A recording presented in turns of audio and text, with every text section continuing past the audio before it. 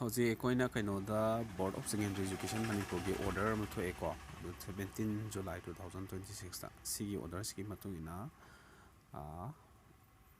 it is hereby ordered that all teacher eligibility test certificates issued by the Board of Secondary Education Manipur BSEM shall be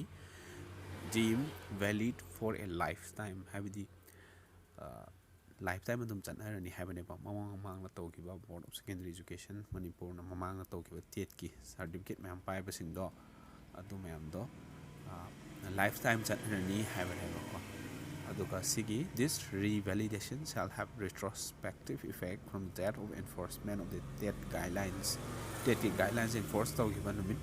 11 February 2011 ꯑꯗꯥꯏꯗꯒꯤ ꯇꯧꯈꯤꯕ TETꯀꯤ ꯃꯅꯤꯄꯨꯔ ꯕꯣꯔꯗꯀꯤꯀꯣ ꯑꯗꯨꯅ ꯇꯧꯈꯤꯕ ꯇꯦꯠꯀꯤ certificate ꯃꯌꯥꯝꯗꯣ ꯑꯗꯨꯝ ꯆꯠꯅꯒꯅꯤ life time ꯑꯣꯏꯅ ꯑꯗꯨꯝ ꯆꯠꯅꯔꯗꯧꯕꯅꯤ ꯃꯇꯨꯡ ꯇꯥꯔꯛꯄꯗꯁꯨ ꯍꯥꯏꯕꯅꯦꯕ ꯍꯧꯖꯤꯛ ꯊꯕꯛꯀꯨꯝꯕ ꯅꯧꯅ ꯀꯧꯔꯛꯄꯁꯤꯗꯩꯁꯤꯗ ꯇꯦꯠꯁꯦ ꯑꯃꯨꯛ ꯅꯧꯅ ꯊꯥꯈꯤꯗ꯭ꯔꯥ ꯍꯥꯟꯅ ꯑꯩ ꯁꯥꯔꯇꯤꯐꯤꯀꯦꯠ ꯄꯥꯏꯈꯤꯕꯗꯣ ꯑꯗꯨꯝ ꯌꯥꯗ꯭ꯔꯥ ꯌꯥꯔꯣꯏꯗ꯭ꯔꯥ ꯇꯧꯕꯗꯨꯒꯤ ꯃꯇꯥꯡꯗ ꯊꯣꯛꯂꯛꯄ ꯀꯩꯅꯣ ꯑꯣꯔꯗꯔ ꯑꯣꯏꯗꯣꯏꯅꯦꯕꯀꯣ ꯇꯦꯠ ꯈꯛꯇ ꯅꯠꯇꯦ ꯁꯤ ꯇꯦꯠꯀꯤꯁꯨ ꯑꯩꯈꯣꯏ ꯊꯥꯔꯤꯕ ꯃꯌꯥꯝꯗꯣ ꯂꯣꯏꯅ ꯑꯗꯨꯝ ꯀ꯭ꯋꯥꯂꯤꯐꯥꯏ ꯑꯣꯏꯈ꯭ꯔꯗꯤ ꯑꯗꯨꯝ ꯂꯥꯏꯐ ꯇꯥꯏꯝ ꯆꯠꯅꯔꯅꯤ ꯃꯥꯔꯛ ꯈꯤꯇꯪ ꯅꯦꯝꯃꯤ ꯑꯗꯩ ꯈꯤꯇꯪ ꯋꯥꯡꯍꯟꯅꯤꯡꯉꯤ ꯐꯖꯍꯟꯅꯤꯡꯉꯤ ꯍꯥꯏꯔꯒꯗꯤ ꯑꯃꯨꯛ ꯍꯟꯅ ꯊꯥꯅꯕꯒꯤ ꯋꯥꯅꯦꯕꯀꯣ ꯑꯗꯨꯅ ꯆꯞ ꯃꯥꯟꯅꯅ ꯍꯧꯖꯤꯛ 2026ꯀꯤ ꯑꯣꯏꯅ ꯐꯣꯝ ꯊꯥꯖꯤꯟꯅꯈ꯭ꯔꯤꯕ ꯔꯦꯖꯤꯁꯇ꯭ꯔꯦꯁꯟ ꯇꯧꯅꯈ꯭ꯔꯤꯕ ꯃꯌꯥꯝꯗꯨꯁꯨ ꯑꯩꯈꯣꯏꯅ ꯊꯥꯔꯤꯉꯩꯗꯨꯗ ꯑꯗꯨꯝ ꯀ꯭ꯋꯥꯂꯤꯐꯥꯏ ꯑꯣꯏꯍꯧꯅꯕ ꯍꯣꯠꯅꯍꯧꯔꯗꯕꯅꯤ ꯃꯔꯝꯗꯤ ꯃꯗꯨ ꯑꯃꯨꯛ ꯋꯥꯟꯁ ꯑꯣꯏꯍꯧꯈꯤꯕꯗꯨꯅ ꯂꯥꯏꯐ ꯇꯥꯏꯝ ꯑꯗꯨꯁꯨ ꯑꯗꯨꯝ ꯆꯠꯅꯍꯟꯅꯕ ꯑꯗꯨꯝ ꯍꯣꯠꯅꯔꯛꯑꯅꯦꯕꯀꯣ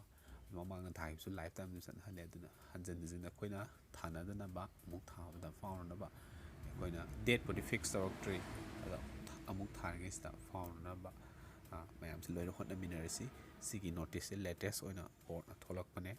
ꯃꯃꯥꯡꯗ ꯇꯧꯈꯤꯕ ꯇꯦꯠ ꯃꯣꯏ 11 February 2011 ꯑꯁꯤꯗ ꯇꯧꯈꯤꯕ ꯃꯃꯥꯡ ꯇꯧꯈꯤꯕ ꯂꯩꯈ꯭ꯔꯦ ꯑꯗꯨꯒꯤ ꯇꯧꯈꯤꯕ ꯁꯥꯔꯇꯤꯐꯤꯀꯦꯠ